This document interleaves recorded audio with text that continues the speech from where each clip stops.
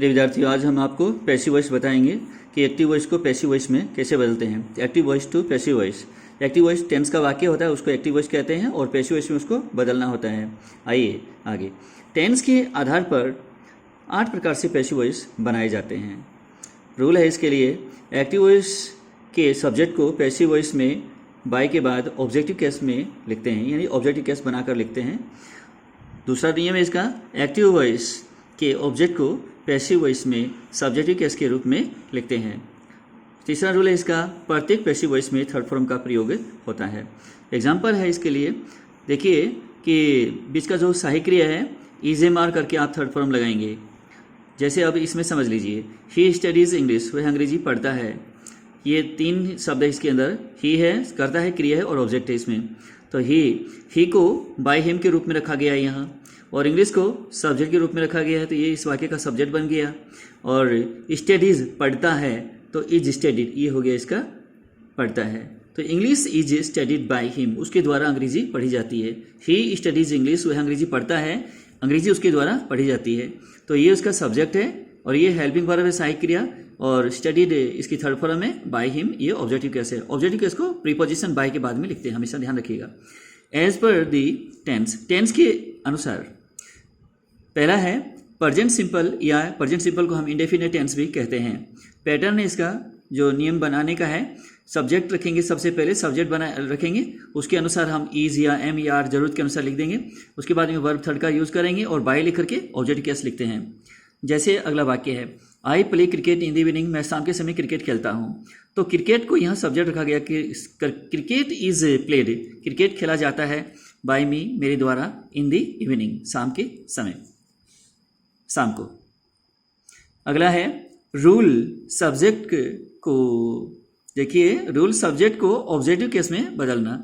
अब सब्जेक्ट को objective case में अगर आपको बदलना समझ में नहीं आया तो इस तरह से आप समझ सकते हैं। आई को बाय मी लिखेंगे, आई को बाय मी, अगर बाय आई कर दिया तो फिर से गलत हो जाएगा। तो आई को बाय मी में लिखेंगे, और वी को बाय अस करके लिखेंगे, यू को बाय यू में लिखेंगे, ही को बाय हिम करके लिखेंगे, सी को बाय हर करके लिखेंगे, इट को बाय इट कर देंगे। अक्सर ऐसा आता तो नहीं है लेकिन आ जाएगा, तो इट को बाय इट कर दीजिएगा। दे को बाय देम कर सकते हैं, लेकिन ये अनइम्पॉर्टेंट होता है, दे किसी का नाम नहीं होता, इसलिए हम बाय देम पैसिव वॉइस में नहीं करते हैं। आगे देखते हैं।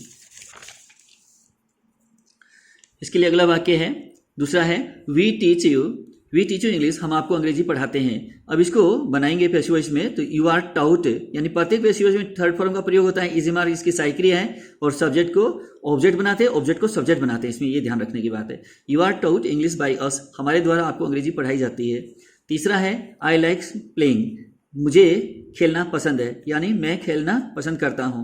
तो इसमें क्या करना है आपको, ये क्या है, जेरंड है विद्यार्थियों। जेरंड किसको कहते हैं, ये क्रियावाचक संज्ञा होती है इसकी हिंदी, लेकिन वर्ब की आईएनजी होती है, और इसको ऑब्जेक्ट के रूप में यूज किया गया है, तो ये जेरंड कहलाता है। यहाँ जेरंड का पैसिव वॉइस बनाएंगे तो इसका कुछ नियम अलग होता है। आई लाइक प्लेइंग, इसमें ये वाक्य है आपका एक्टिव वॉइस, इसको पैसिव वॉइस बनाएंगे तो आई लाइक रखना ही रखना है, और आगे आईएनजी जब इसके है तो इसका आप बिंग लिख दीजिएगा, जहां आईएनजी होती है उसका बिंग बना दीजिएगा, और प्ले का प्लेड कर दीजिएगा। इसका क्या बना, आई लाइक बिंग प्लेड, मुझे खेला जाना पसंद है, ये बन गया। चौथा वाक्य है वी इंजॉय स्विमिंग, हम तैरने का आनंद लेते हैं। वी इंजॉय स्विमिंग, हम तैरने का आनंद लेते हैं। तो इसका पैसिव वॉइस बनेगा, वी इंजॉय का वी इंजॉय लिखना है, हम आनंद लेते हैं, किसका आनंद लेते हैं, बीइंग स्वॉम, तेरे जाने का आनंद लेते हैं। आइए छठा वाक्य, ही स्पीक्स द ट्रूथ, वह सत्य बोलता है। तो क्या हुआ, सत्य क्या है, एक संज्ञा है। जब हम क्रिया से व्हाट से क्वेश्चन करेंगे, व्हाट स्पीक्स, क्या बोलता है, तो बात आएगी, जवाब मिलेगा द ट्रूथ, सत्य। तो ये क्या का जवाब जो है सत्य मिला, तो ये ऑब्जेक्ट है इसका निश्चय ही, और ये नाउन है, इसलिए हमें इसको संज्ञा के रूप में रखने में कोई दिक्कत नहीं। ये कोई एडजेक्टिव विशेषण नहीं है कि हम इसको रख सकते हैं। तो the truth is spoken by him, सत्य उसके द्वारा बोला जाता है। सातवां है they build a great bridge, वे एक बड़ा पुल बनाते हैं। तो ए ग्रेट ब्रिज, ये जो ए ग्रेट ब्रिज है, इसको आप सब्जेक्ट के रूप में रखिएगा, एक वचन है इसलिए हमने इज लगाया, और बिल्ड का थर्ड फॉर्म होता है बिल्ट।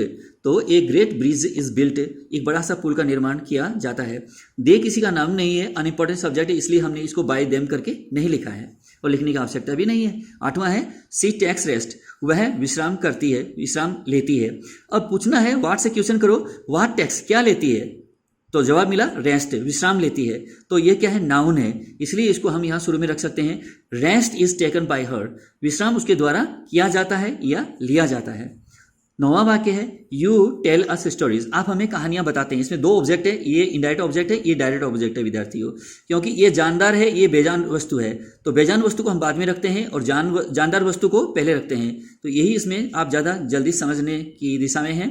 तो यू टेल अस स्टोरीज, आप हमें कहानियां बताते हैं, तो अस को आप सब्जेक्ट बनाएंगे तो वी हो गया, और साहिक्रेस की ये बहुवचन है इसलिए आर लगा दिया। इजे मार्टिन तो साहिक्रेस में, तो आर बहुवचन है, वी बहुवचन है, दोनों बहुवचन सब्जेक्ट के लिए बहुवचन की साइक्रिया ही होती है।